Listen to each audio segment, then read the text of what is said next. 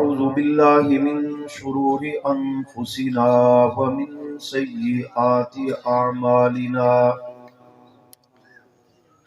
من يهده الله فلا مضل له ومن يضلله فلا هادي له ونشهد أن لا إله إلا الله وحده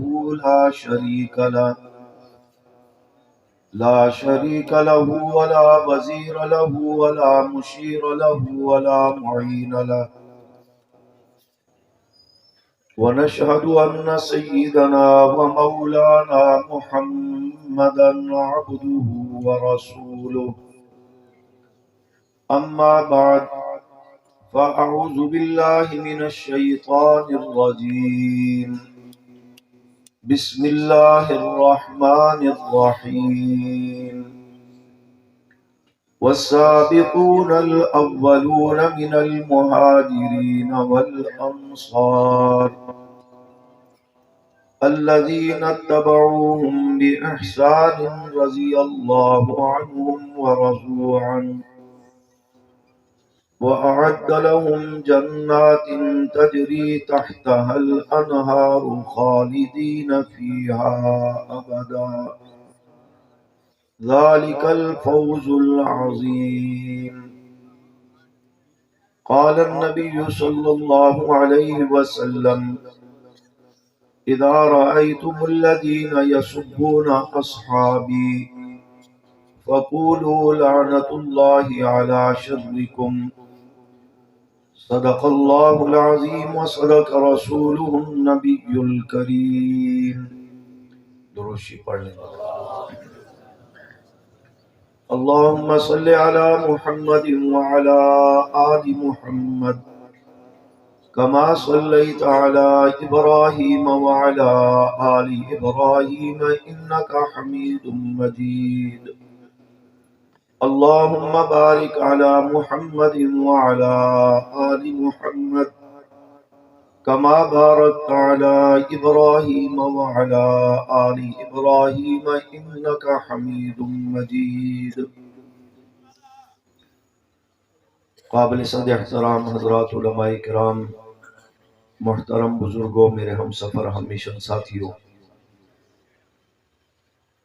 طویل عرصہ کے بعد ایک بار پھر آپ کے کبیر والا گیس قصبہ میں اس عظیم الشان کانفرنس میں آپ سے مخاطب ہونے کا شرف حاصل کر رہا ہوں. اللہ پاک سے التجا ہے پروردگار عالم سچ اور حق بیان کرنے کی توفیق عطا فرمائے. ہم سب کو اور تمام مسلمانان عالم کو رب تعالی قرآن و سنت کے مطابق زندگی بسر کرنے کی توفیق عطا فرمائے. جن احباب نے اس پروگرام کا اہتمام انتظام کیا، اپنی مرکزی اور ضلعی قیادت کی سرپرستی میں، یعنی کہ مولانا عبدالخالق رحمانی صاحب دامت برکات عالیہ، قاری ظہور صاحب حفظہ اللہ، اور مقامی ذمہ داران ڈاکٹر اسلم صاحب، نوازش علی صاحب اور دیگر رفقا، اللہ پاک ان سب کی محنتوں کو قبول فرمائے. اس پروگرام کو رب تعالی ہم سب کے لیے ذریعہ ہدایت اور ذریعہ نجات بنائے. اور جس خوبصورت منظم انداز میں آپ نے اپنا پنڈال بنایا، سجایا، ڈسپلن کا مظاہرہ کیا، خصوصاً علماء کی آمد و رفت کے لیے خوبصورت نظم کا انتخاب کیا، اس پر بھی اللہ آپ کو بہت بہت جزائے خیر عطا فرمائے، اور آپ کے اس ڈسپلن سے آپ کے پڑوسیوں کو سبق لے کر عمل کرنے کی توفیق عطا فرمائے. کہہ دیں آمین. مجھ سے قبل مولانا ایمان افروز گفتگو فرما رہے تھے. ان کا آخری جملہ نبی کریم صلی اللہ علیہ وسلم کے اس فرمان کے مطابق کہ آپ کی اطاعت و تابعداری کرنے والے کان معیّ فی الجنہ، نبی علیہ السلام کے ساتھ جنت میں ہوں گے، اور المرء مع من احب، جو دنیا میں جس سے محبت کرے گا اسی کے ساتھ وہ قیامت کے دن ہوگا. اسی چیز کو سامنے رکھ کر ایک بات عرض کرنا چاہتا ہوں. کسی بدبخت کا یہ کلپ سننے کو ملا تھا، پاویں روزہ تے نماز ہوئے، متھے تے محراب ہوئے، جدے تو فاطمہ ناراض ہوئے، انہیں جنت جانا کوئی نہیں۔ کہتے ہیں بے شک، چلیں کوئی بات نہیں۔ یہ ایک بدبخت کا قول ہے، کسی نیک بخت کی بات میں نے نہیں کی کہ پاویں پردہ تے نماز ہوئے، متھے تے محراب ہوئے، جدے تو فاطمہ ناراض ہوئے، انہیں جنت جانا کوئی نہیں۔ یہ حضرت صدیق اکبر رضی اللہ عنہ کی ذات گرامی پر بہت بڑا کفر یا تبرہ ہے، اور دشمن یہ کلپ لے کر چونکہ چلتا ہے، ہماری توجہ سوشل میڈیا پر زیادہ ہے۔ یہ جو دجالی فتنہ ہے ابھی بھی یہ سامنے لگایا ہوا ہے، سارا مجمع خوبصورت ہے لیکن نظر کچھ نہیں آ رہا، اس کے گرد گھوم رہی ہے دنیا۔ فلسطین کی مظلومیت کو دیکھ کر بس مسلمان مذمت اور کف افسوس مل رہے ہیں۔ پہلے یہ صورتحال ہوتی تھی تو جذبہ جہاد سے سرشار ہو کر میدان میں نکلنے کے لیے لوگ تیار ہوتے تھے، اب صرف سوشل میڈیا پر پوسٹیں چلا کر کے زندہ باد مرد آباد پر گزارا کیا جا رہا ہے، اور اسی سوشل میڈیا کے ذریعے قادیانی ہوں، روافظ ہوں، یہ سارے بدبخت نئی مسلمانوں کی نوجوان نسل کے ذہنوں کو ایسے طریقے سے خراب کر رہے ہیں کہ انہیں پتہ ہی نہیں لگتا کہ ہمارے ایمان عقیدے پر وار ہو رہا ہے، حملہ ہو رہا ہے، اور ہمیں اس پر سبحان اللہ کہنا ہے یا استغفر اللہ کہنا ہے یا کیا کہنا ہے۔ وہ متاثر ہو کر کے ان کے قریب ہوتے جا رہے ہیں اور ان کی بولی بولنے لگ گئے۔ پوسٹیں دیکھیں نا آپ، تو ان چیزوں میں احتیاط کی ضرورت ہے، خود بھی سمجھیں، اپنے بچوں کو بچیوں کو اس سوشل میڈیا کے فتنے سے دور کریں تاکہ ان چیزوں سے بچا جا سکے۔ اس کا کہنے کا مطلب یہ تھا کہ بے شک عبادات نیکیاں سب کچھ ہوں، لیکن جس سے معاذ اللہ حضرت فاطمہ رضی اللہ تعالیٰ عنہا ناراض ہوں وہ جنت میں نہیں جا سکتا۔ اشارہ اس کا ہے کہ حضرت صدیق اکبر رضی اللہ عنہ کی ذات گرامی نے حضرت فاطمہ کا بقول ان کے باغ فدق کا جو حق تھا، وراثت تھی، وہ آپ کے مطالبے پر آپ کو نہیں دیا، غاصبانہ قبضہ کیا رکھا، اس لیے معاذ اللہ حضرت فاطمہ ناراض ہو گئی اور وہ اس لیے معاذ اللہ وہ جنت میں نہیں جا سکے۔ تو اس کے جواب میں نے کہیں اور بھی دو جگہ گفتگو کی، اللہ کے جملے سامنے آئے تو میں نے کہا چلیں آپ کے گوش گزار بھی یہ بات کر دی جائے۔ مجموعی طور پر قرآن و سنت کا جو اسلوب ہے، جو خلاصہ ہے، اسے غور سے دیکھ لیا جائے، سماعت فرما لیا جائے، پڑھ لیا جائے تو دشمن کے اس پراپگنڈے کا واضح رد بھی ہے، اور بحیثیت مسلمان میرے اور آپ کا ایمان مزید تازہ بھی ہوگا، مضبوط بھی ہوگا، اور حقائق سامنے آ جائیں گے کہ جنتی ہے کون اور ان کو جنتی نہ ماننے والا خود کیا ہے۔ توجہ ہے آپ کی؟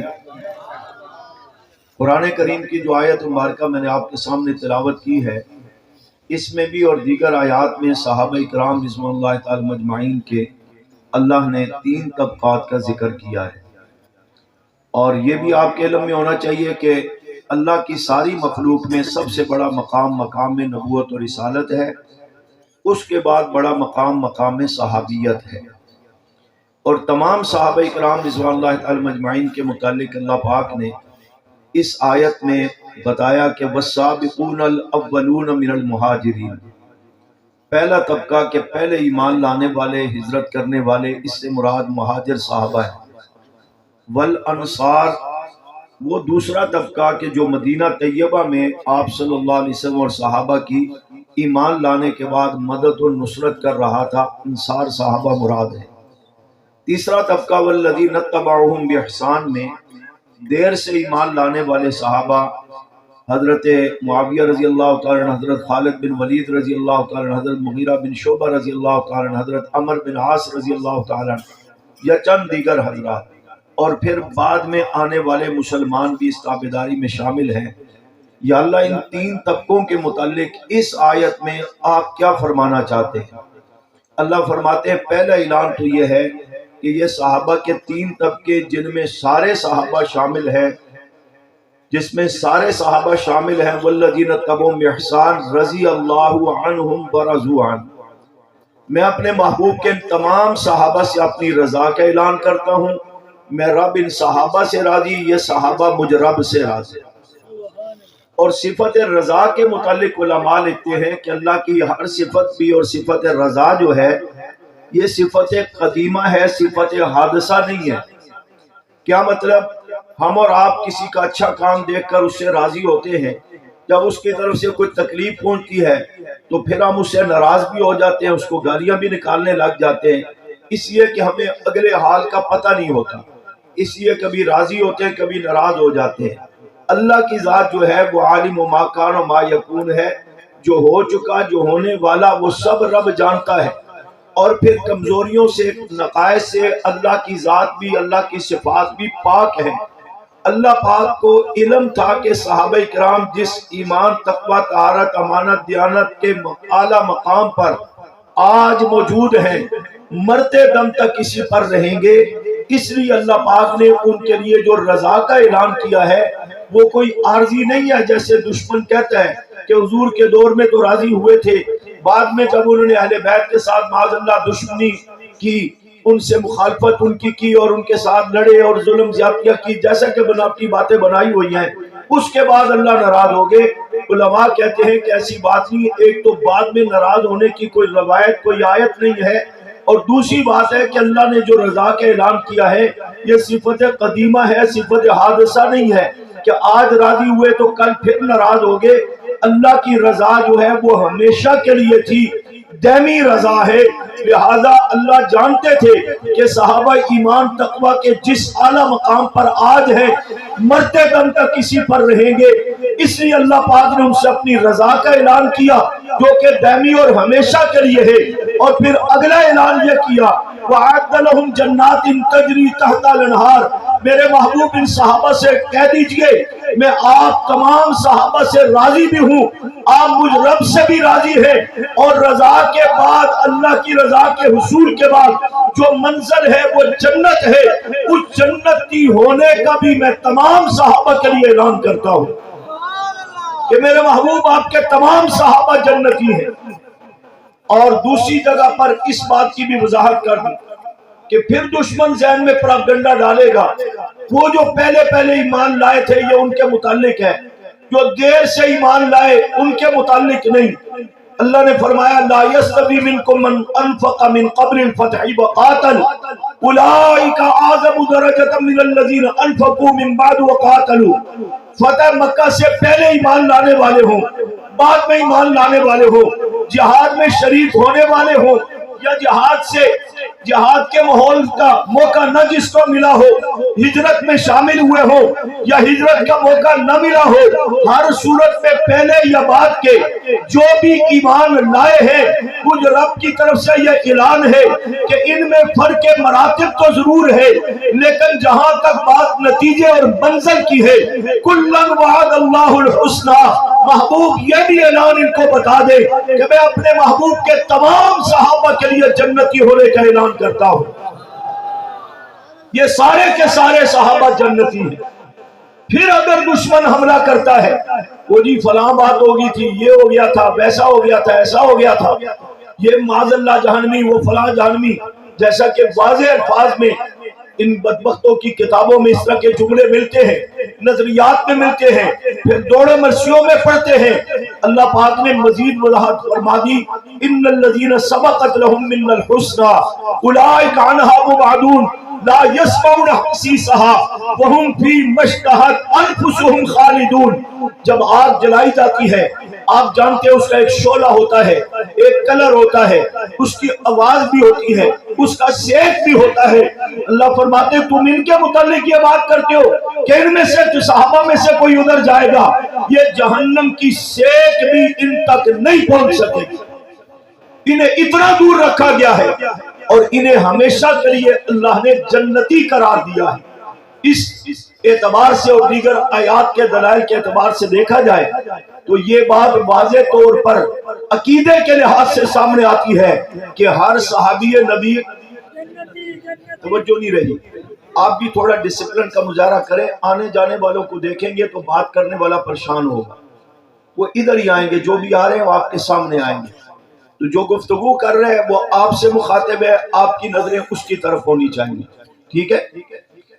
ہر صحابی نبی، آواز نہیں ہے ابھی تو ماشاءاللہ اوپر انہوں نے قراتیں بھی لگائی ہیں کہ سردی سے آپ ٹھنڈے نہ ہوں، آپ گرم رہیں. ہر صحابی نبی، یہ پیچھے والے بھی بولیں، وہ خانے وال سے جو آئے ہوئے ہیں.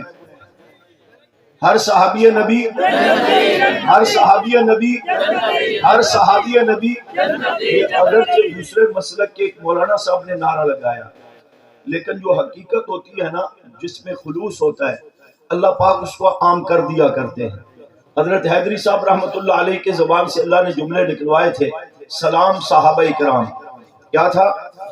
سلام صحابہ کرام. مجھے جیسے یاد پڑتا ہے، میں نے کافی عرصہ پہلے اس پر 1.5 گھنٹہ گفتگو آپ کے اسی سٹیج پر کی ہوئی ہے کہ سلام صحابہ کرام صرف ایک نعرہ نہیں، یہ قرآن و حدیث کے دلائل کے مطابق ایک حقیقت ہے جس کو اللہ نے آپ کی زبان سے عام کروایا. اسی انداز میں مولانا نذیر فاروقی صاحب حفظ اللہ، ان کی زبان سے اللہ پاک نے با صحابہ با یہ نعرہ عام کروایا. کون سا نعرہ ہے؟ زور سے بولیں، با صحابہ با. اب کئیوں کو تکلیف ہوتی ہے، وہ بوس کی وجہ سے ہوتی ہے، کہتے جی یہ بھی کوئی نعرہ ہے جی. تو جیسے جنگی صاحب رحمۃ اللہ علیہ نے بھی ایک نعرہ لگوایا تھا شیعہ کافر کا، تو اس پر بھی لوگ کہتے جی یہ بھی کوئی نعرہ ہے جی. تو پھر جنگی صاحب نے بتایا، قل یا ایھا الکافرون لا اعبد ما تعبدون ولا انتم عابدون ما اعبد لکم دینکم ولی دین. درمیان سے آیت چھوڑ کے بتا رہا ہوں کہ یہ اسلوب ہمیں رب نے سکھایا ہے. تو یہ جو خلوص پر مبنی جملے ہوتے ہیں، گفتگو ہوتی ہے، یہ صرف رسمی باتیں نہیں ہوا کرتی، اس کا تعلق عقائد و نظریات کے ساتھ بھی ہوتا ہے، حقائق کے ساتھ بھی ہوتا ہے. اسی انداز میں کسی نے یہ جملہ کہہ دیا کہ ہر صحابی نبی، ہر صحابی نبی جنتی. یہ تو بات صدیق اکبر رضی اللہ عنہ کی کر رہے ہیں. میں بتا رہا ہوں کہ قرآن و حدیث کے دلائل اور حقائق یہ بتاتے ہیں کہ نبی علیہ السلام کے تمام صحابہ جنتی.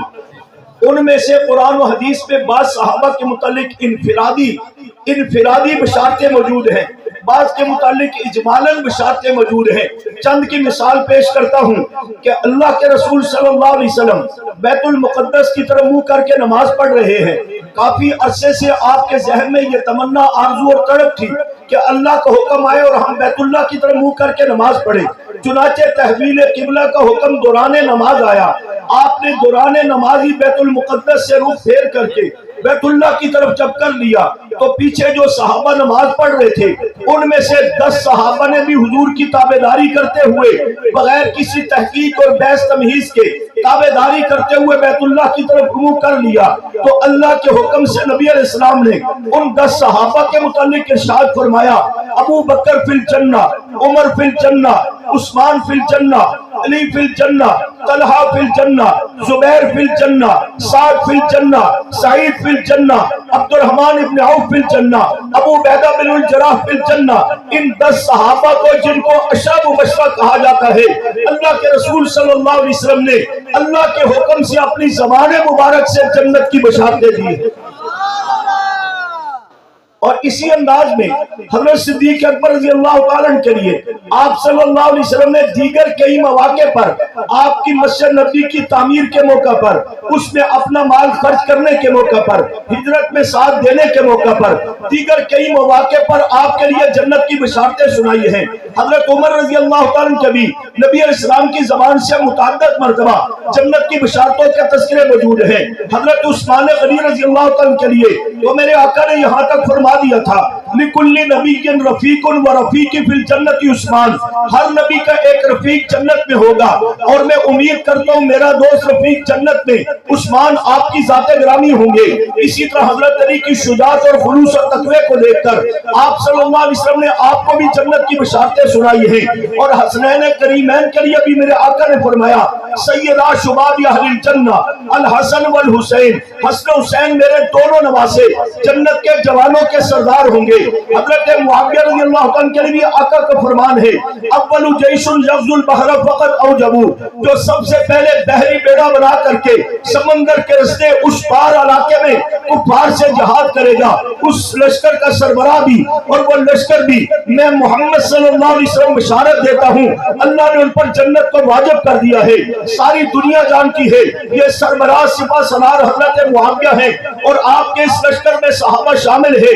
اسی انداز میں نبی کریم صلی اللہ علیہ وسلم نے اپنی ازواج کے متعلق قرآن و حدیث کے مطابق بھی ہے آپ کی تمام ازواج جو بنیادی حقیقی اہل بیت ہے وہ ساری جنتی ہے، لیکن بطور خاص اس میں سے نبی علیہ السلام کے پاس حضرت جبرائیل تشریف لائے۔ حضرت خدیجہ طیبہ کی مشکل وقت میں میرے آقا کی خدمات اور آقا کی حوصلہ افزائی کرنا، آقا کا ساتھ دینا، وہ پاؤ شعار کے انداز میں پیش آنا، اس کے لیے حضرت جبرائیل نے فرمایا تھا، حضور نے فرمایا یہ جبرائیل ہے، خدیجہ آپ کو اللہ کا سلام بھی کہہ رہے ہیں اور خوشخبری دیتے ہوئے فرما رہے ہیں وَبَشِّرْهَا بِبَيْتِ الْجَنَّةِ، خدیجہ آپ کے لیے اللہ نے جنت میں خوبصورت محل تیار کر رکھا ہے۔ اور ام المؤمنین والمؤمنات سید عائشہ صدیقہ رضی اللہ عنہا کے متعلق میرے آقا فرمایا کرتے تھے یا عائشہ انت زوجتی فی الدنیا والآخرہ، عائشہ تو دنیا میں بھی میری بیوی ہے آخرت میں بھی میری بیوی ہے، آخرت میں زہر حضور جنت میں ہوں گے تو عائشہ بھی جنت میں ہوگی۔ نبی اسلام کی چاروں بیٹیوں کے متعلق روایات ملتی ہے کہ ساری کی ساری جنتی ہے، اور بالخصوص چوتھی بیٹی حضرت فاطمہ الزہرا رضی اللہ تعالیٰ عنہا کے متعلق میرے آقا کا فرمان ہے، میرے آقا کا فرمان ہے سیدۃ النساء اہل الجنہ فاطمہ الزہرا، جنت کی عورتوں کی سردار فاطمہ الزہرا ہوں گی۔ اسی انداز میں کہیں بلال کو جنت کی بشارت دی جا رہی ہے، کہیں حضرت خباب کو جنت کی بشارت دی جا رہی ہے، کہیں حضرت حنزلہ کو جنت کی بشارت دی جا رہی ہے، عبداللہ مسعود کو جنت کی بشارتیں، صحابہ بیت کو جنت کی بشارتیں دی جا رہی ہے۔ اجمالاً بھی انفراداً بھی صحابہ اکرام کے لیے جنت کی بشارتیں قرآن نے بھی دی ہے، اللہ کے رسول کے فرمان نے بھی دی ہے۔ اس بنیاد پر میں کہتا ہوں صرف سنائی بات نہیں ہے، راوی ہے، آواز آئی ہے راوی کہتا ہے، نہ راوی کی ماں کا پتہ نہ باپ کا پتہ کہ وہ متے کی نسل ہے یا وہ کوئی حقیقی انسان ہے، وہ کیا ہے۔ میں اس مذہب کی بات نہیں کر رہا، میں قرآن و سنت کے دلائل پر مضبوط گفتگو کرتے ہوئے بتا رہا ہوں اللہ کے فرمان کا خلاصہ بھی، رسول اللہ کے فرمان کا خلاصہ بھی کہ تمام صحابہ جنتی ہیں، تمام صحابہ بلند آواز سے تمام صحابہ جنتی ہے۔ اس لیے فرمایا ہر صحابی نبی ہر صحابی نبی ہر صحابی نبی جنتی۔ یہ تفصیل ہے اور بہت ساری روایات، الفاظ، انداز، باتیں، نام جن کو آقا نے جنت کی بشارتیں دی، لیکن جو تبرہ کیا گیا وہ یہ تھا کہ بھاویں پردہ تے نماز ہوئے، متھے تے سجیہ محراب ہوئے، جدے تو فاطمہ ناراض ہوئے، انہیں جنتی جانا کوئی نہیں۔ اس بدبخت لعنتی کو میں کہنا چاہتا ہوں میرا جواب سن، یہ تمام صحابہ تو جنتی ہے۔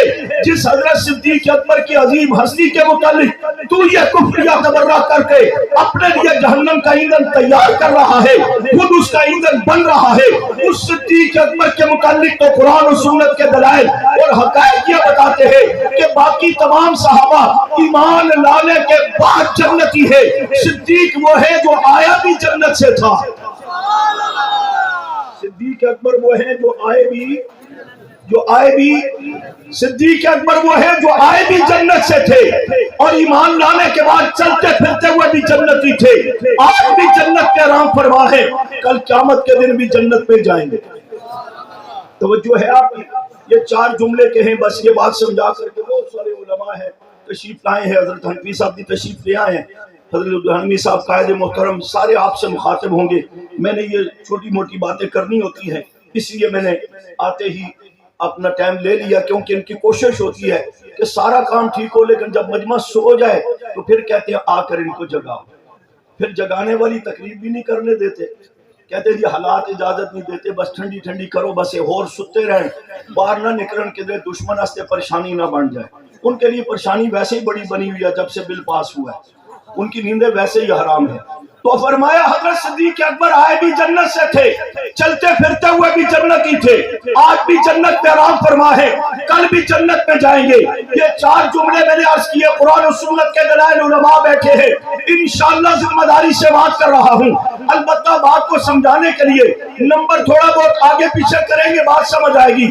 دوسرے نمبر پر میں نے جملہ کہا، ایمان لانے کے بعد صدیق اکبر رضی اللہ تعالیٰ چلتے پھرتے جنتی تھے۔ کیا مطلب؟ حضرت صدیق اکبر کو نبی اسلام سے پتہ لگا کہ میرے دوست، میرے قابل صد احترام ساتھی حضرت رسول اللہ صلی اللہ علیہ وسلم نے اپنی نبوت اور رسالت کا اعلان کیا، تو امت میں سے سب سے پہلا وہ شخص ہے جو بلا چوں چرا بغیر کسی دلیل بحث مباحثے کے آپ کی نبوت اور رسالت پر ایمان لائے، آپ کی نبوت اور رسالت کی تصدیق فرمائی۔ میرے آقا فرماتے ہیں، من قال لا الہ الا اللہ دخل الجنہ، جس نے صدق کے دل سے لا الہ الا اللہ پڑھا، صمیم قلب سے اقرار باللسان اور تصدیق بالقلب کے مصداق ہو کر کے کلمہ طیبہ پڑھ لیا، وہ جنتی ہے۔ یہ کلمہ طیبہ سب سے پہلے پڑھنے والا کون ہے؟ بلند آواز سے کون ہے؟ آپ صلی اللہ علیہ وسلم کا فرمان ہے، ایمان لانے کے بعد سب سے اہم عبادت نماز ہے۔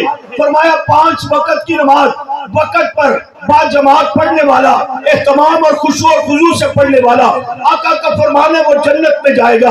میں کہنا چاہتا ہوں تمام صحابہ بیت بھی اور صدیق اکبر سے بڑھ کر اہتمام سے نمازیں پڑھنے والا، خشوع اور خضوع سے نمازیں پڑھنے والا آخر پھر کون ہو سکتا ہے؟ ماننا پڑے گا سب سے پہلے وہ صدیق اکبر ہے۔ آقا کے فرمان کے مطابق اس لحاظ سے میں نے کہا صدیق اکبر ایمان لانے کے بعد چلتے پھرتے جنتی تھے۔ میرے آقا کا فرمان ہے الصلاۃ مفتاح الجنہ، نماز جنت کی چابی ہے۔ گویا کہ یہ چابی سب سے پہلے امت میں صدیق اکبر کے ہاتھ میں آئی ہے۔ جو نماز کا اہتمام کرتا ہے اس کے پاس گویا کہ جنت کی چابی ہے۔ اسی انداز میں میرے آقا نے فرمایا فرض روزہ رکھے، اہتمام کے ساتھ رکھے، اس کا نام صبر ہے اور صبر کا بدلہ جنت ہے۔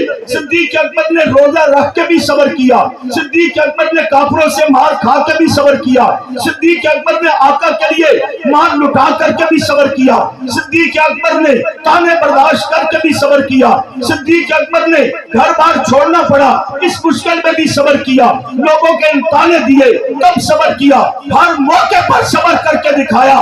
صبر کا بدلہ جنت ہے۔ اس لیے میں نے کہا صدیق اکبر ایمان لانے کے بعد چلتے پھرتے جنتی ہے۔ میرے آقا کا فرمان ہے جو قرآن کریم کو پڑھتا ہے، حفظ یاد کر لیتا ہے، کل قیامت کے دن اللہ فرمائیں گے اقرا ورتقی ورتل کما کنت ترتل فی الدنیا فإن منزلک عند آخر آیت تقرأ بها۔ یہ جنت کے درجے ہیں۔ الحمد سے قرآن کو شروع کر، قرآن کی آیتیں پڑھتا جا، جنت کے درجے چڑھتا جا۔ جہاں تیرا قرآن مکمل ہوگا وہی جنت میں تیری منزل ہوگی۔ قرآن کریم کی 6236 آیات ہے، 6666 یہ اصول کافی کی روایت ہے۔ قرآن کریم کی 6236 آیات ہے۔ گویا کہ اس اعتبار سے امت کا سب سے پہلے قرآن کا حافظ صدیق اکبر کی ذات گرامی ہے۔ 6236واں درجہ اس اعتبار سے جنت میں آپ کا ہے۔ تب میں نے کہا ایمان لانے کے بعد صدیق اکبر چلتے پھرتے جنتی تھے۔ پھر اللہ کے راستے میں ہجرت کرنے والا اس کو بھی بشارت جنت کی ہے۔ صدیق اکبر اس اعتبار سے بھی جنت ہے۔ میدان جہاد میں نکلنے والے مجاہد کے لیے کہا گیا جو استقامت کے ساتھ دشمن کے مقابلے میں لڑے اور وفا کا اظہار کرے، جان ساری کر دے، وفاداری کی انتہا کر دے، اس کے لیے جنت ہے۔ حضرت صدیق اکبر ہر جہاد کے میدان میں نبی کریم صلی اللہ علیہ وسلم کے دستے بازو بن کر کے ہمیشہ میدان عمل میں رہے۔ اس لیے میں نے کہا چلتے پھرتے جنتی ہے۔ پھر اللہ کے راستے میں صدقہ کرنا ہے، زکات دینا ہے، خیرات کرنا ہے۔ مسجد بنانے والے کے لیے آقا نے اللہ نے فرمایا، نبی اسلام کا فرمان ہے کہ اللہ کی طرف سے یہ ہدایات ہے، من بنا للہ مسجدا بنى اللہ لہ بیتا فی الجنہ، جس نے بھی اللہ کا گھر مسجد بنائی وہ جنت میں جائے گا۔ سب سے پہلے مسجد نبوی کے لیے زمین خرید کر دینے والا، مسجد بنوانے والا صدیق اکبر کی ذات گرامی ہے۔ اس لیے میرے کہا ایمان لانے کے بعد چلتے پھرتے ہوئے جنتی ہے۔ اس انداز میں آپ کے اوصاف و کمالات آپ کا تقویٰ طہارت، آپ کی امانت و دیانت، آپ کی استقامت و امامت و خلافت و سیادت، ان ساری چیزوں کے اوصاف و کمالات کو دیکھے تو کمال کے اعلیٰ درجے پر ہے، اور اس خلوص اور تقوی کی بنیاد پر اللہ کے رسول فرماتے ہیں ایسا شخص جنتی ہے۔ اس بنیاد پر میں نے بھی کہا صدیق ایمان لانے کے بعد چلتا پھرتا ہوا بھی جنتی تھا۔ اور سورۃ واللیل جس کا نام بعض مفسرین نے سورۃ صدیق بھی بتایا، آخری پارے میں ہے، حضرت صدیق اکبر رضی اللہ عنہ کے فضائل و اوصاف و کمالات پر مشتمل ہے، اور آپ کے دشمن کے خصلتوں اور بدبختیوں کو بیان کر کے ان کے رد کرنے پر مشتمل ہے۔ اس صورت میں بھی 3 جملے بتا رہے ہیں، فَأَمَّا مَنْ آتَى وَاتَّقَى وَصَدَّقَ بِالْحُسْنَى، فَأَمَّا مَنْ آتَى جس نے اللہ کے راستے میں بہت کچھ لٹایا، اتنا لٹایا 40 کپڑوں کی دکانیں تھی، آج ٹاٹ کا لباس پہنے ہوئے ہیں، سب کچھ اللہ کے راستے میں دے دیا، مسجد نبی کی زمین خرید کر دے رہے ہیں، اور مکہ مکرمہ سے لے کر غار ثور تک، غار ثور سے لے کر مسجد قباء تک، وہاں سے لے کر مسجد نبی تک، مدینہ طیبہ کے قیام تک جتنے اخراجات ہیں صدیق اکبر اپنی جیب سے ادا کر رہے ہیں، موقع بہ موقع خرچے کرتے جا رہے ہیں، اتنا اللہ کے راستے میں لٹا دیا۔ آج عمر فاروق کہتے ہیں میں نے تہیہ کر لیا، آج میں صدیق اکبر سے سبقت لے جاؤں گا نیکیوں میں، گھر میں جو کچھ تھا آدھا گھر والوں کے لیے چھوڑا، آدھا پیغمبر کی خدمت میں لے گیا۔ پوچھا کیا عمر کیا لائے ہو؟ فرمایا جو کچھ تھا آدھا گھر والوں کے لیے چھوڑا، آدھا آپ کی خدمت میں لائے ہوں۔ صدیق کیا لائے ہو؟ فرمایا جو کچھ تھا سب لایا ہوں، جو کچھ تھا سب لایا ہوں۔ صدیق دیر سے کیوں آئے؟ سوئی رہ گئی تھی دیوار میں، تلاش کر رہا تھا، تاخیر ہو گئی۔ صدیق اکبر گھر والوں کے لیے کیا چھوڑا؟ اللہ اس کے رسول کا نام چھوڑ کے آیا۔ کبیر والا کے مسلمانوں کہنا آسان ہے، کر گزرنا یہ صدیق اکبر کا کام ہے۔ آج یہ 14 سال کے بعد گھومتا بھگتا ہے کہ نبی کی بیٹی کا حق تھا، باغ فلک وراثت تھی، وہ غاصبانہ قبضہ کر لیا۔ کبھی کہتا ہے کہ حق حضرت علی کا تھا، پہلے نمبر کی خلافت غاصبانہ قبضہ کر لیا ہے۔ کبھی کہتا ہے حضرت عمر نے حضرت رسول اللہ کی چوتھی بیٹی حضرت فاطمہ کے گھر کو جلا دیا ہے۔ میں کہتا ہوں 1 منٹ کے لیے مان لیا جائے یہ سب صحیح ہے، تو ظالم تیرے عقیدے کے مطابق حضرت علی رضی اللہ عنہ کی مشکل کشائی کدھر گئی؟ یہ سب کچھ ہوتا رہا اور آپ دیکھتے رہے۔ وہ 14 سال کے بعد تیری مشکل کشائی تو کر سکتے ہیں، اپنا اور اپنی بیوی بچوں اور گھر کی مشکل کشائی کیوں نہیں کی؟ اس کا مطلب ہے جو کہا گیا اس کی بھی کوئی حقیقت نہیں۔ اور حضرت علی کو مقام جو اللہ نے دیا ہے وہ ہے بشریت کا مقام، اور وہ بشریت میں سے بھی انبیاء کے بعد اعلیٰ مقام مقام صحابیت کا، وہ مقام آپ کا اعزاز ہے، نہ کہ اپنے سے بنا کر ان پر کوئی مقام لگا دیا جائے، اس کی کوئی حقیقت نہیں۔ اور پھر اس صدیق اکبر رضی اللہ عنہ کے متعلق یہ پراپیگنڈا کہ جس نے سب کچھ آقا کے حکم پر اللہ کے رضا کے لیے لٹایا، ہمیشہ لٹایا۔ آپ وجود پر ٹاٹ کا لباس ہے، بٹن کی جگہ ببول کے کانٹے لگا رکھے ہیں، اور سب کچھ اللہ کے راستے میں قربان ہو گیا۔ یہ صدیق اکبر رضی اللہ عنہ کی ذات گرامی نبی علیہ السلام کی بیٹی کا حق دبا کر بیٹھ سکتا ہے؟ بولتے نہیں گا حق دبا سکتے؟ حقائق کیوں نہیں قوم کو بتاتے؟ بخاری شریف میں 5 روایتیں ہیں، باقی حدیث کی مستند کتابوں میں بھی تفصیلات کا وقت نہیں، میں صرف اشارہ کرنا چاہتا ہوں۔ اب وہ سوشل میڈیا کے ذریعے ایسے ایسے پراپگنڈے ہیں۔ پہلے تو ہوتا تھا نا کہ بھئی ہم کہتے تھے جی تاریخ کی باتیں، پھر مجلس میں کہہ دی، پھر کسی کتاب میں لکھ دی، کسی کو پتا ہے کسی کو نہیں پتا۔ اب سوشل میڈیا کے ذریعے ہر وقت کفر کی جو ہے وہ عیسائیت ہو، یہودیت ہو، رافضیت ہو، قادیانیت ہو، مرزائیت ہو، ساری کفر کی مشینیں متحرک ہیں۔ ہر وقت وہ بے حیائی بھی پھیلا رہے، کفر بھی پھیلا رہے، نئی نسل کا ذہن خراب کر رہے۔ بڑی ڈٹائی کے ساتھ تاریخ سے ہٹ کر وہ حدیث کی کتابوں کے حوالے دیتے ہیں، قرآن کریم کے حوالے دے کر کہتے ہیں یہ دیکھو قرآن میں صحابہ کے خلاف معاذ اللہ یہ لکھا۔ اب نہ ہم اس سے نکال کر پڑھ سکے، نہ ہمیں عربی آئے، نہ اصل عبارت کا پتہ لگے اس کا سیاق سباق کیا ہے۔ سننے والا تو بیوقوف بن جائے گا کہ جناب آج میں نے بات سنی، بخاری شریف کا حوالہ تھا، قرآن کریم کا حوالہ تھا، ہمیں کہا جاتا ہے صحابہ اتنے مقام والے، لیکن یہ دیکھیں نا یہ بھی تو کچھ ہے۔ یہ سب پراپگنڈا ہے۔ اس لیے علماء کہتے ہیں، اس لیے مولانا اورنگزیب فاروقی صاحب حافظ اللہ کہتے ہیں اپنے گھروں میں صحابہ کے تذکروں کو عام کرو، صحابہ کے تذکروں کو عام کرو۔ قرآن و سنت کی روشنی میں مستند حوالہ جات پر موجود جو کتابیں ہیں فضائل اعمال صرف آپ کی مسجدوں میں نہیں ہر گھر میں ہو اور اس کو پڑھا جائے، اس میں شان صحابہ مقام اہل بیت کو سمجھا جائے، تاکہ دشمن جہاں سے بھی نقب لگانے کی کوشش کرے اس کو منہ کی کھانی پڑے۔ اب 5 روایتیں ہیں بخاری شریف میں یہ فدق کے حوالے سے، لیکن تفصیلات اب آپ تو نہیں جانتے، مجھ جیسا طالب علم تو نہیں جانتا، حقائق علماء کو پتا ہے کہ اصل عبارت کیا ہے، اس کا ترجمہ کیا ہے۔ میں اشارتاً بات بتاتا ہوں۔ حضرت فاطمہ رضی اللہ تعالیٰ عنہا نے سوال کیا کہ باغ فدق جو ہے وراثت کے طور پر ہمارے ہاں تقسیم کر دیا جائے۔ حضرت صدیق اکبر رضی اللہ عنہ نے پہلا جملہ فرمایا، آپ کے ابا جان کا فرمان ہے دار نور اسما ترکنا فهو صدقۃ، کہ ہم انبیاء جو مال اسباب چھوڑتے ہیں اس میں وراثت تقسیم نہیں ہوتی، وہ صدقے کے طور پر تقسیم کر دیا جاتا ہے۔ ہم انبیاء کی وراثت مال اسباب نہیں، علوم نبوت ہے، تعلیمات اور فیضان نبوت ہے۔ باپ کی بات سن کر آپ کا کیا خیال ہے؟ بیٹی ناراض ہوگی نہ خوش ہوگی؟ دوسری بات حضرت صدیق اکبر رضی اللہ عنہ نے فرمائی، حضرت فاطمہ جو طریقہ کار رسول اللہ صلی اللہ علیہ وسلم کے دور میں تھا، باغ فدق، خمس خیبر، اموال مدینہ، جس انداز میں آ کر کے جس طبقے میں تقسیم ہوتا تھا اس میں ازواج مطہرات بنات رسول بھی شامل تھی۔ فرمایا صدیق اکبر بھی کوئی رد و بدل نہیں کرے گا، اسی طرح تقسیم ہوگا۔ اور آپ کی معلومات کے لیے جملہ، نبی علیہ السلام کے دور سے ہی اس تقسیم کار کی ڈپٹی حضرت علی کے پاس ہے۔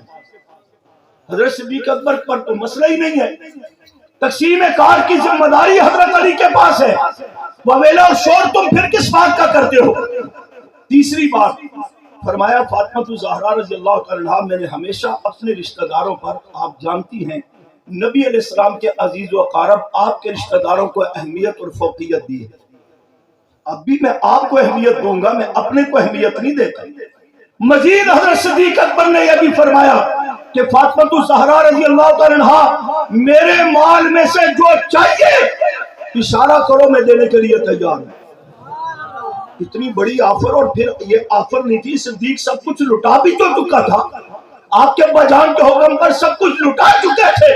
اسی کو قرآن کہتا ہے فَأَمَّا مَنْ أَعْطَىٰ، اور تو آج تک ڈنڈورا پیٹتا ہے، تبرہ کرتا ہے کہ جس نے فاطمہ کو ناراض کیا اور اس کا حق نہیں دیا وہ معاذ اللہ جنت میں نہیں جائے گا۔ حقائق تو بتانا قوم کو، بات سمجھ آئی آپ کو؟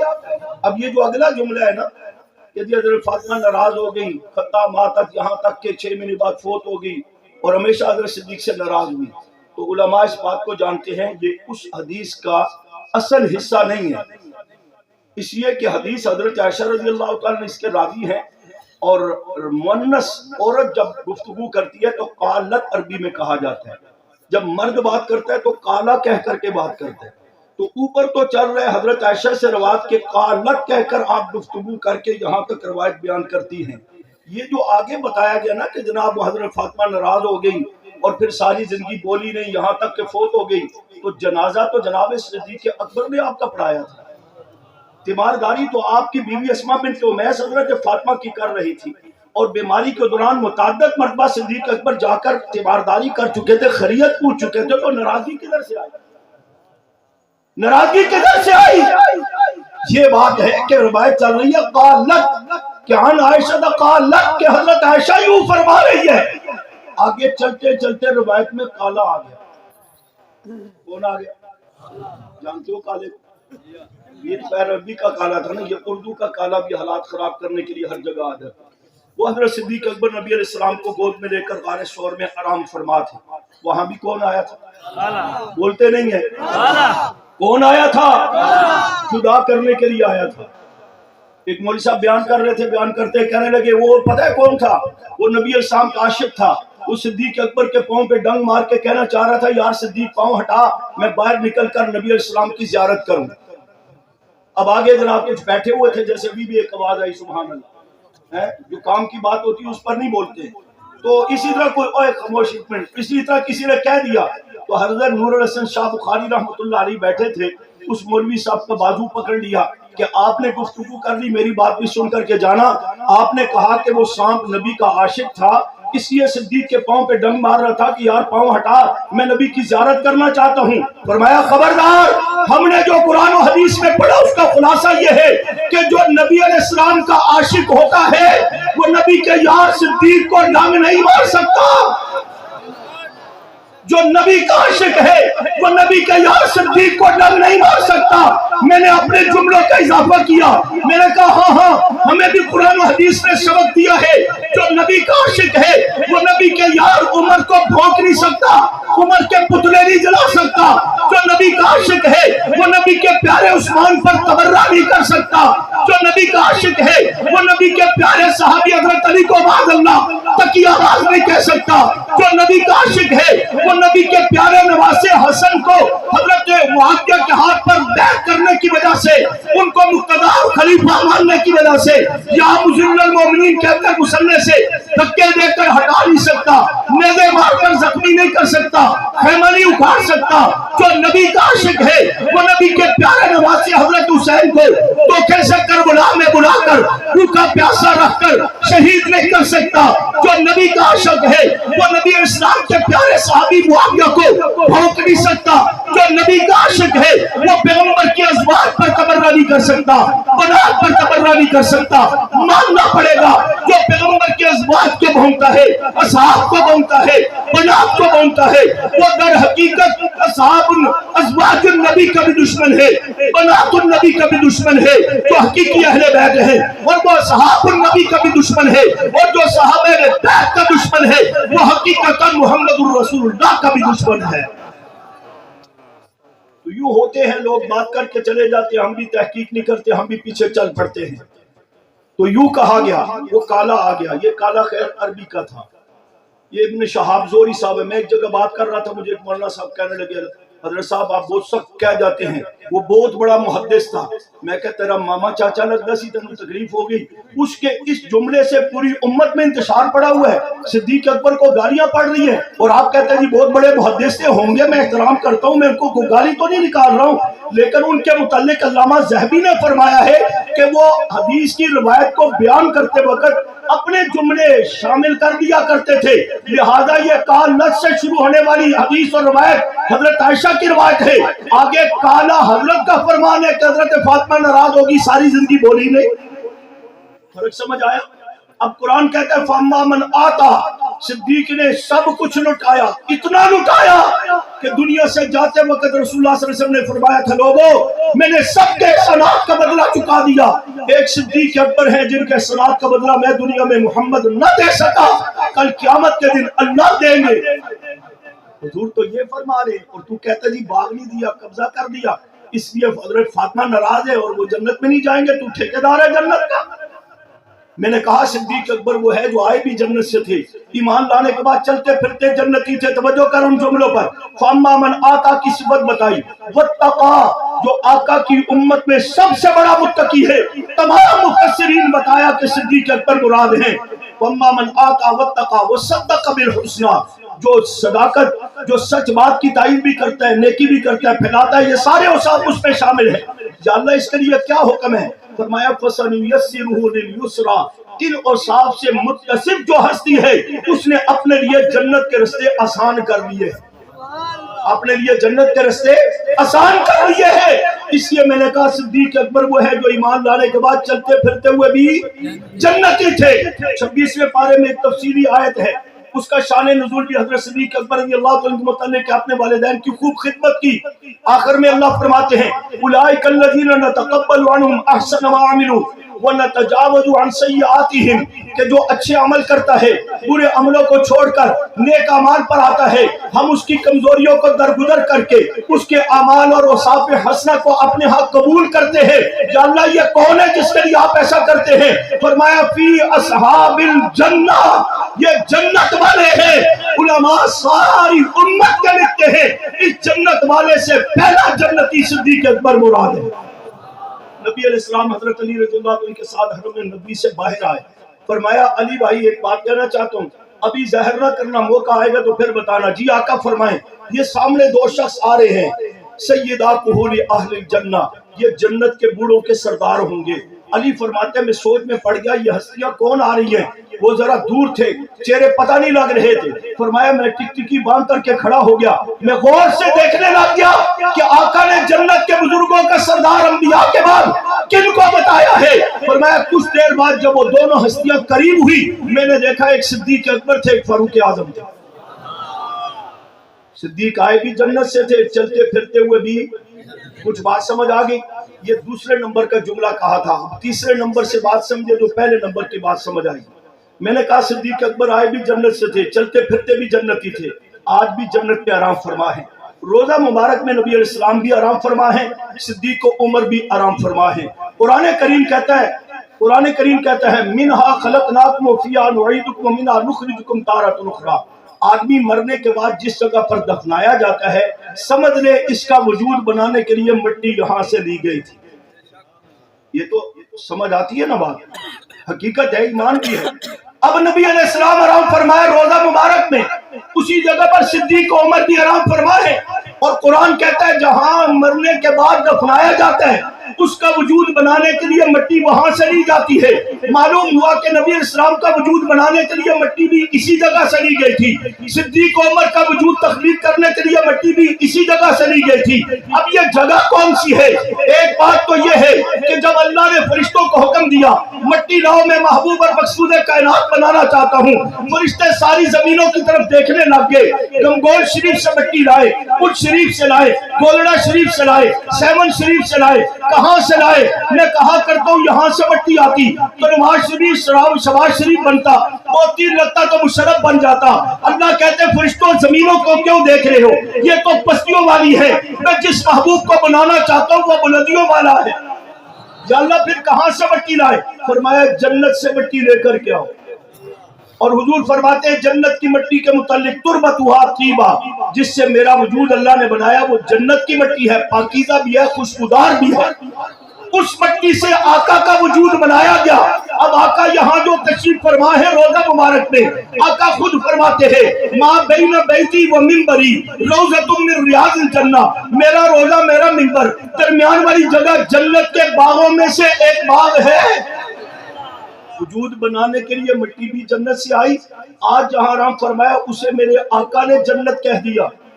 بات سمجھ آ رہی ہے؟ اب اسی مٹی میں آقا بھی آرام فرما ہے، اسی جگہ پر صدیق و عمر بھی آرام فرما ہے۔ اس لیے میں نے کہا صدیق آئے بھی جنت سے تھے، ایمان لانے کے بعد چلتے پھرتے ہوئے بھی جنتی تھے، آج بھی صدیق اکبر جنت میں ہی آرام فرما ہے۔ تو بات سمجھ آئی؟ مبالغہ رائی تو نہیں کر رہا، حقائق ہے، ایمان ہے، عقیدہ ہے۔ سنو نبی علیہ السلام کے ایک اور بھی فرمان ہے انا و ابا بکر خلقنا من تربۃ واحدۃ وفیہا نطفہ۔ آقا فرماتے مجھے اور ابو بکر کو اللہ نے ایک مٹی سے پیدا کیا ہے اور دنیا سے جانے کے بعد ایک ہی مٹی میں دفنائے جائیں گے۔ اس سے بھی پتہ لگا وہ مٹی وہی ہے جس سے آقا کا وجود بنا، وہ جنت کی مٹی تھی۔ روزہ مبارک کو آقا نے جنت کہا، اسی مٹی سے صدیق و عمر کا وجود بنا اور آج بھی وہ جنت میں آرام فرما ہے۔ اس لیے میں نے کہا صدیق آئے بھی جنت سے تھے، چلتے پھرتے ہوئے بھی جنتی تھے، آج بھی جنت آرام فرما ہے۔ چوتھا اور آخری جملہ، کل قیامت کے دن بھی جنت میں، کل قیامت کے دن بھی جنت میں جائیں گے۔ کیا دلیل ہے؟ نبی علیہ السلام کا فرمان ہے اول من يدخل الجنت من امتی ابا بکر، میری امت سے انبیاء کے بعد سب سے پہلے جو جنت میں جائے گا وہ ابو بکر صدیق رضی اللہ عنہ کی ذات گرامی ہے۔ بات سمجھ آگئی؟ اب اس سے پوچھ کہ تو نے تو یہاں تبرہ کر کے قوم کا ذہن خراب کر لیا یا اپنی جناب مجلس کامیاب کر لی کہ بڑی واہ واہ ہوگی، لیکن تو بتا کہ تو کدھر جائے گا؟ میں بھی جنت میں جاؤں گا۔ کیسے جنت میں جائے گا؟ وہ ایک ٹی وی اینکر کا پروگرام چل رہا تھا، اس پروگرام میں یہاں آئے ہیں، میں انتظار کر رہا ہوں، آپ کسی کو لائیں تو میں بات ختم کروں، نہیں تو انشاءاللہ سنیں گے ساری بات ساری رات۔ کیا خیال ہے؟ انشاءاللہ چلیں ٹھیک ہے، توجہ میری طرف۔ میں ہنسی مذاق اس لیے کر رہا ہوں، میری عادت نہیں ہے کہ آپ پریشان نہ ہوں، وہ جو ہے آپ کی۔ کہتے ہیں اس ٹی وی میں بیٹھے ہوئے تھے پروگرام میں، علماء اہل سنت بھی تھے، بریلوی دیوبندی اہل حدیث، صحابہ کی عظمت پر بات ہو رہی تھی، پروگرام چلانے والی ایک محترمہ تھی، اللہ انہیں ان کی حفاظت بھی کرے، اللہ اسے شرم و حیا میں بھی رکھے۔ اس میں بات کر کے سوال جواب کر رہی تھی نا، تو وہ ایک علامہ بدبخت بیٹھا ہوا تھا، وہ بڑا ٹینشن میں ہو رہا تھا. وہ جو بھی صحابہ کی عظمت پر بات کرتی، کرن ناز نام ہے اس کا شاید، وہ بات کرتی تو یہ آگے سے ٹینشن میں ہو جاتا. اس نے کہہ دیا میں فلاں بات پر 50,000 روایتیں پیش کر سکتا ہوں.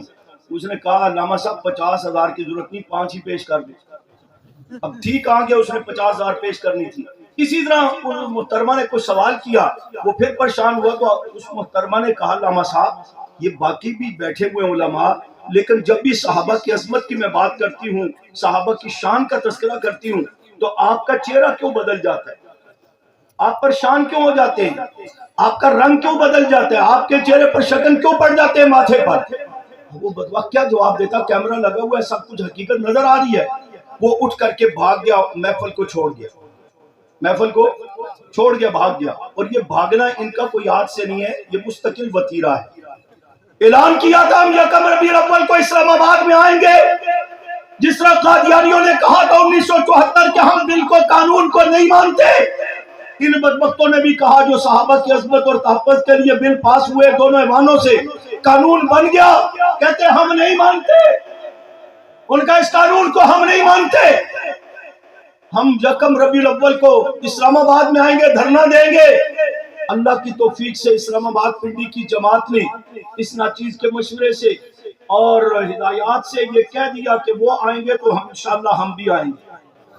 پھر آپ نے دیکھا یکم ربیع الاول کو ہم آئے اور وہ، بولو ہم آئے اور وہ، کیونکہ یہ کوئی نئی بات نہیں. انہوں نے تو کربلا میں حضرت حسین سے بھی کہا تھا ہم آئیں گے. حسین آگے اور ان کو تنہا چھوڑ کر یہ بھاگ گئے.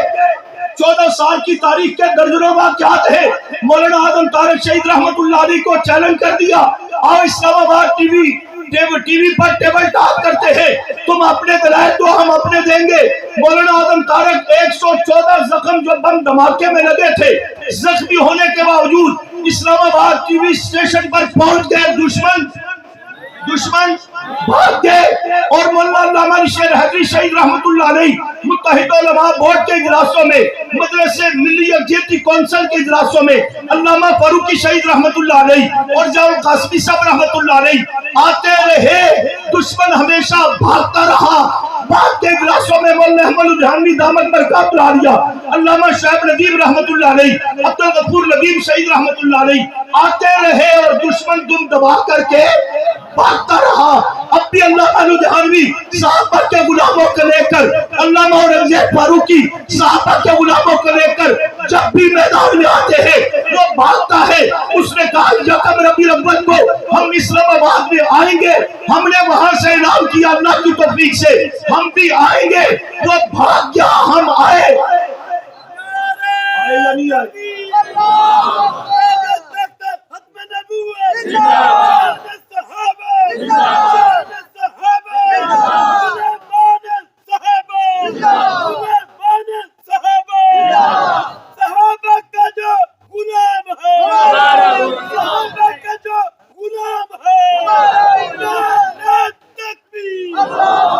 گیارہ منٹ رہ گئے، آپ توجہ کریں، مجھے بات کرنے دیں. وہ آئیں گے، آئندہ بھی تو ہم پھر آئیں گے. کیا خیال ہے آپ بھی آؤ گے یا نہیں آؤ گے؟ 14 اسلام کانفرنس میں آپ الحمدللہ پہنچتے ہیں. اللہ آپ سب کو، قاری صاحب بیٹھے ہیں، اللہ آپ سب کو جزائے خیر عطا فرمائے. یہ صحابہ سے آپ کی محبت کی دلیل ہے. خیر پور پہنچ جاتے ہیں، وہاں پہنچ جاتے ہیں، یہاں آ جاتے ہیں. آئندہ دشمن آئے، آپ کو قیادت بلائے تو آپ بھی آؤ گے، وہ نہ آئے پھر بھی بلائے تو آؤ گے. اس لیے اس نے کہا جی وہاں سے اٹھ کے چلا گیا ٹی وی کے پروگرام سے. اپنی قوم نے گھیر لیا، علامہ صاحب تسی نک کٹوا دیتی ہے. انہیں ایک عورت نے سوال کیتا کہ صحابہ دی شان دی گل ہوندی ہے تو تواڈے منہ تے 12 کیوں بج جاندے، تسی کیوں پریشان ہو گئے؟ تو جواب دے دینا، تسی اٹھ کے ناس آئے ہو. اب اس نے قوم کے آگے تکیہ کر کے جان تو بچانی تھی. انہوں نے کہا تمہیں نہیں پتا میں کیا کر کے آیا ہوں. ان کا بتاؤ کیا کیا. ان کا وہاں چونکہ صحابہ کی شان، عظمت، محبت، عقیدت بیان ہو رہی تھی، اور تمہیں تو پتا ہے نا جہاں صحابہ کی شان بیان ہوتی ہے ہم صحابہ سے بغض اور نفرت رکھنے کی وجہ سے معاذ اللہ وہاں بیٹھتے نہیں. اس لیے میں نے اس مبارک محفل کو چھوڑا اور وہاں سے میں نکل آیا کہ ہمیں صحابہ کی شان برداشت نہیں. میں نے کہا تجھے آج تو نے اپنی قوم کو یہ بات بتائی ہے، اللہ نے 1400 سال پہلے یہ بات ترتیب دے دی تھی، عزو علیکم الانامل من الغیظ۔ اس دور میں بھی کافر صحابہ کی شان عظمت شوکت کو دیکھ کر بلال کا زمین پر چلنا اور پاؤں کے ہٹ کے بعد جنت میں سنائی دینا دیکھ کر کے نفرت اور بغض کا اظہار کرتے تھے، منہ میں انگلیاں ڈال کر چبایا کرتے تھے، ہائے ہماری سرداری، ہائے ہماری چودراہٹ، ہائے ہماری سیاست، ہائے ہمارا مذہب، ہائے ہماری حیثیت ان صحابہ کی وجہ سے خاک میں مل گئی، یہ تو خاک میں رہنے والے تھے، ان کو اللہ نے جنت میں پہنچا دیا، ہم پیچھے رہ گئے۔ تو جواب میں اسی بغض کی وجہ سے اللہ نے یہ نہیں کہا دوستو بزرگوں تسی بھی کلمہ پڑھ لو تو انہوں ہی میں عزت دیاں گا، اللہ نے کہا کل موتو بغیظکم، محبوب ان سے کہو تم اسی غیظ و غضب میں مر جاؤ جن کے دل میں صحابہ کا بغض ہے، میں رب بھی ان کو اس دھرتی پر چلتا پھرتا دیکھنا برداشت نہیں کر سکتا، مر جاؤ تم اسی غیظ و غضب میں۔ میں نے کہا وہ وہاں سے اٹھ کر کے تو آیا کہ صحابہ کی شان بیان ہو رہی تھی اور تمہارے عقیدے کے مطابق تجھے برداشت نہیں ہوئی، تو نے بغض اور نفرت کا اظہار کر کے اس محفل کو چھوڑ دیا۔ اللہ نے جو 14 سال پہلے اعلان کیا تھا اس کے مطابق اللہ نے تجھ سے دنیا چھڑوا دی۔ وہ ٹھیک 2 ہفتے کے بعد مر گیا، چلتا پھرتا تھا، کوئی بیمار بھی نہیں تھا، ٹھیک 2 ہفتے کے بعد مر گیا۔ میں نے کہا کیوں؟ وہ تو ٹی وی کی محفل تھی نا، صحابہ ہو رہی تھی، تو محفل چھوڑ کے چلا گیا۔ اور یہ ان دنوں کی بات ہے جب ڈاکٹر عادل خان شہید رحمۃ اللہ علیہ سمیت دیگر علماء کراچی سے لے کر پشاور تک پورے پاکستان کی گلی کوچوں میں صحابہ ہو رہی تھی۔ جب ہر طرف صحابہ ہو رہی تھی، اس کو تو بغض تھا نا، وہ دنیا میں رہ نہ سکا، دنیا چھوڑ کے چلا گیا۔ میں نے کہا ان بدبختوں سے پوچھو اگر قبر میں بھی صحابہ کا تذکرہ آیا تو کدھر جاؤ گے؟ من ربک من نبیک من دینک، بات تو تین سوال یہ ہے، لیکن اگر فرشتوں نے کر لیا کہ بتا صحابہ کے متعلق تیری کیا سوچ ہے تو وہاں بھی صحابہ کی بات ہوگی، قبر سے نکل کے کدھر جائے گا؟ اچھا چلو اس بات کو چھوڑتا ہوں، میدان حشر میں ہاں جی کیا کر رہے ہو؟ جنت میں جائیں گے نا جی، ہم محب ہیں، کیسے جاؤ گے؟ وہ جنت ہے، وہاں تو آقا فرما رہے اول من يدخل الجنت من امتی ابابکر، میری امت میں سب سے پہلے جو جنت میں جائے گا وہ ابو بکر صدیق کی ذات گرامی ہوگی۔ وہاں تو ابو بکر صدیق کا پیرا ہے جو اسے امام مقتدی پیشوا ماننے والا ہے، اس کی اقتداء میں جنت میں جائے گا۔ تو یہاں مرثیہ پڑھ کر تبرہ کر رہے کہ بعد اللہ اس سے فاطمہ ناراض ہے، وہ جنت میں نہیں جائے گا، تو اس پر تبرہ کر رہے، وہاں تو وہ کھڑے ہے، تو کیسے جنت میں جائے گا؟ توجہ کر، کہتے جی جنت کے 8 دروازے ہیں نا، ایک پر صدیق اکبر کھڑے ہوں گے، میں کسی نہ کسی سے چلا جاؤں گا۔ میں نے کہا حضور کے صحابہ نے ہمیں بتایا کہ نبی علیہ السلام نے بتایا باب الجہاد، باب الریان، باب الصلاۃ، جنت کے 8 دروازوں کے اوصاف بتائے کہ جو جس نیکی میں کثرت والا ہوگا وہ جنت کا دروازہ اس کو کہے گا ہمارے ہاں سے گزرو۔ صحابہ نے کہا آقا کوئی ایسا خوش قسمت بھی ہوگا کہ جنت کے 8 دروازے طلب کرے کہ ہمارے ہاں سے بھی گزرو؟ حضور نے فرمایا جی ہاں ایسا بھی ہوگا۔ کون ہو سکتا ہے؟ صدیق۔ حضور نے فرمایا میں امید کرتا ہوں وہ صدیق اکبر کی ذات گرامی ہوگی کہ جن کو جنت کے 8 دروازے طلب کریں گے۔ اب جب جنت کے 8 دروازوں پر صدیق کا پہرا ہے، تو معاذاللہ صدیق اور صحابہ کو مانتا نہیں ہے، تو جنت میں کیسا جائے گا؟ کہتا جی میں جاؤں گا۔ کہاں سے جائے گا؟ بس میں تکیے کی چادر اوڑھ کر کے چلا جاؤں گا۔ میں نے کہا یہ پاکستان کی قومی اسمبلی یا سینٹ نہیں ہے کہ دھاندلی یا دھاندلا کر کے اندر گھس کر کے بیٹھ جاؤ، یہ جنت ہے، ادھر نہیں جا سکتے ہم۔ حسبتم ان تدخلوا الجنہ ولما یاتکم مثل الذین خلوا من قبلکم مستهم البأساء والضراء وزلزلوا حتى یقول الرسول والذین آمنوا معه متى نصر اللہ۔ اس جنت میں جانے کے لیے تو انبیاء اور صحابہ جیسی مقدس ہستیوں کو بڑی قربانیاں دینی پڑی، بڑی مار کھانی پڑی۔ تو ساری زندگی پیغمبر صحابہ کو بھونک کر تبرے کر کے کہتا ہے میں چلا جاؤں گا، اور تجھے صحابہ برداشت نہیں، وہاں صدیق کا پیر ہے، صحابہ کا پیر ہے، کیسے جائے گا؟ کہتا ہے میں ادھر سے گھس جاؤں گا۔ قرآن نے کہا تنفذوا من اقطار السماوات والارض فانفذوا لا تنفذون الا بسلطان۔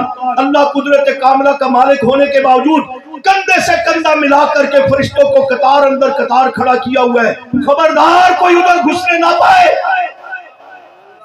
تو جا سکتا ہے؟